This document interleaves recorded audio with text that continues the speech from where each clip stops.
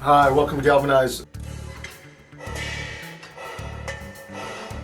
We've been kind of continuing down this path. Dustin and I are kind of debating, going back and forth about this concept of where people put their focus. And one of the things that I'm frustrated with all of my clients, a lot of times with my kids, is where they focus their energy on, what they focus their time on, what they focus, and focusing on what you're limited at. Like, I can only run this fast. I only can read this fast. I only math. I'm not good at math. I mean, that's one we're dealing with in my family.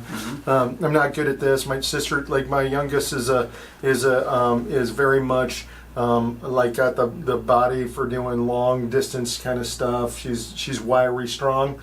Her sister is really one of the strongest girls I've ever met, and she gets that from my sister. My sister was crazy strong for a girl, right? I mean, and I'm the wiry type, right? So she's comparing herself, her limit, to somebody else, and she gets in that focus. Yet, one of the things that I think people really don't understand is what they really truly have is capacity. And there's a great author out today that we've been following. Who's the guy who's the SEAL? You remember the SEAL that's doing all the ultra triathlons and stuff like that? David Goggins. So his concept that he learned about himself, and I think this is really what I'm trying to get people to understand, is when you think you've pushed yourself to the edge, you really only 40% of your true capacity. You can go 1.5 times further. And that's what I'm trying to get people to understand, because I think it happens in business a lot too, right? We think I've never made 50 calls a week. I don't think I can make 50 calls. Well, have you ever done 20 in a day? Well, if you made 20 in a day, you can make 100 in a week, right? It's really getting your head around the glass ceiling that we talked about before, but these paradigms. If you focus on your limits, you will stay limited. If you focus on your capacity, you can work to build your capacity. And you and I were talking about this because you think, one of the things you mentioned is like, well, some people have God-given talents, right? And I think that does affect your capacity. But if you are only operating at 40% of your total, where is your limit?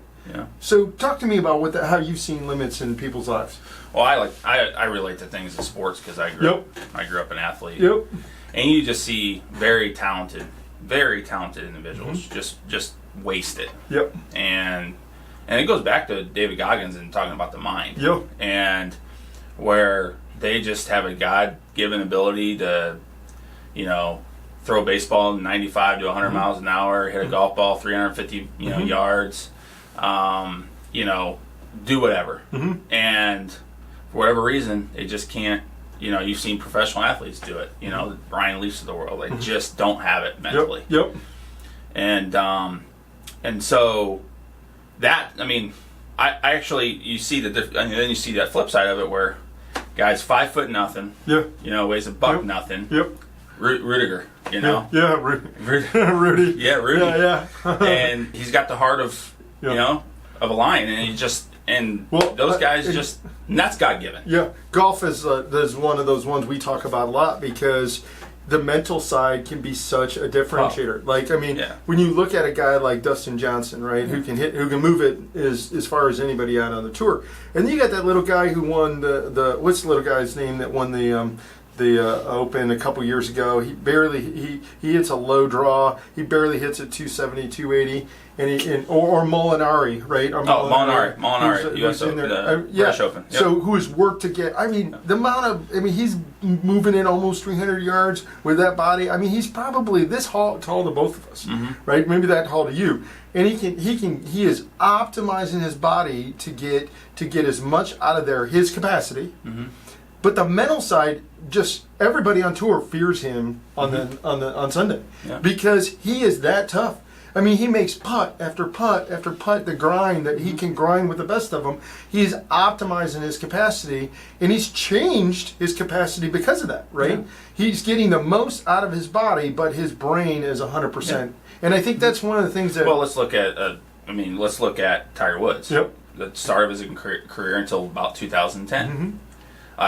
He had the God-given talent, and he had the mind, and he had the work ethic. Yep. And next thing you know, he has 15 majors in about a 15-year period. Well, and the thing though, if you know anybody who worked out or worked along Tiger, there was nobody working harder on their body in golf at that time. Yeah. I mean, he used to work out with the SEALs in San Diego. Yeah. He used to. I mean, Some say that's why his body's all messed up. Well, I mean, jumping out of the helicopters didn't help, right? No. I mean, he was doing everything he wanted to do with Yeah. him, and a lot of times he had hit injuries from doing some of these things. But I gotta think the mental toughness side, the physical toughness side. I mean, being able to lash it like he has.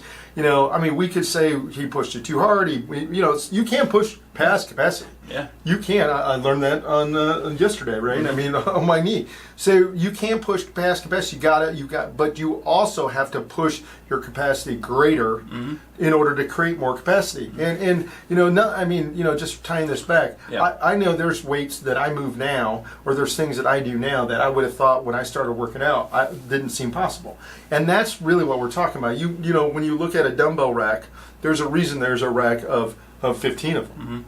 Because you start down here and you work down here. Now, when you start here, you don't think you can do these here, but when you get to here, these seem possible. Right. And that's what's so amazing to me is like people they underestimate the power of the human being to create capacity for himself or herself.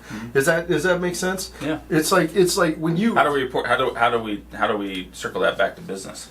Well, I think a lot of it comes from when we were talking about problems, right? A lot of it is like you think that a 7-figure problem is a problem you can't handle, right? I mean, the first time we raised money that was in the 7 figures and we started and we got a yes, it was like, oh, this can be done, right? Yeah. The first time I got a PO for a 7-figure PO, I was like, wow, this is amazing. I know I've struggled 3 times to get a business over $3 million. That seems to be my cap, right? And now we're in a business that does 15. And I think that your relationship with capacity, your relationship with those numbers, it's just a relationship that you have to change, right? It's just like, hey, it's a number. How do I change my relationship with that number? And whether it's the amount of employees, it's the amount of payroll, the amount of deals that you've done. I know you've done deals this year that are bigger than any deals you've ever done, right? And when you look at it, now it just becomes the next deal just becomes, oh, that's another one of those deals. But when you first do that deal, it's like you're shaking your hand and you're like, am I going to choke on this? Da, da, da. I mean, we're now selling Fortune 50 companies to do projects with us, and it's almost like, why would these guys even talk to us? Part of the thing that Goggins talks about is, why not? Yeah. Why not me? And I think that's part of the mindset is like, why not you? Why not you do 7 figures? Why not you be a billionaire? Why not you?